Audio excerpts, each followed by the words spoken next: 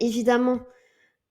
si vous avez quand même un gros doute sur le fait qu'il s'agit vraiment d'une crise d'angoisse et pas autre chose, là, effectivement, c'est quand même notamment si vous avez potentiellement des problèmes de santé, notamment cardiaques, là, effectivement, ça peut être quand même une bonne idée,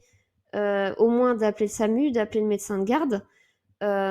Cependant, si on vous a déjà fait des examens, si on vous a déjà dit qu'il y avait rien et que c'était des crises d'angoisse, bah, ayez confiance sur le fait que c'est des crises d'angoisse. Et il est vraiment essentiel de comprendre et d'accepter ce qui se passe, d'accepter l'angoisse plutôt que de fuir en fait, plutôt que de fuir la peur.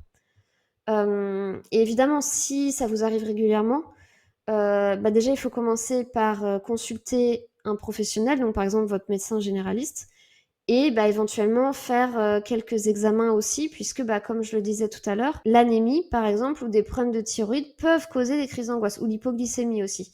Et en fait, c'est pas des vraies crises d'angoisse, c'est plutôt lié à un autre problème de santé. Alors, si vous vous reconnaissez dans bah, tout ce que je viens de décrire, si aujourd'hui vous faites régulièrement des crises d'angoisse, si vous vivez vraiment dans la peur au quotidien d'en refaire et du coup si vous évitez de faire des choses par peur de refaire des crises d'angoisse, bah il faut pas rester comme ça.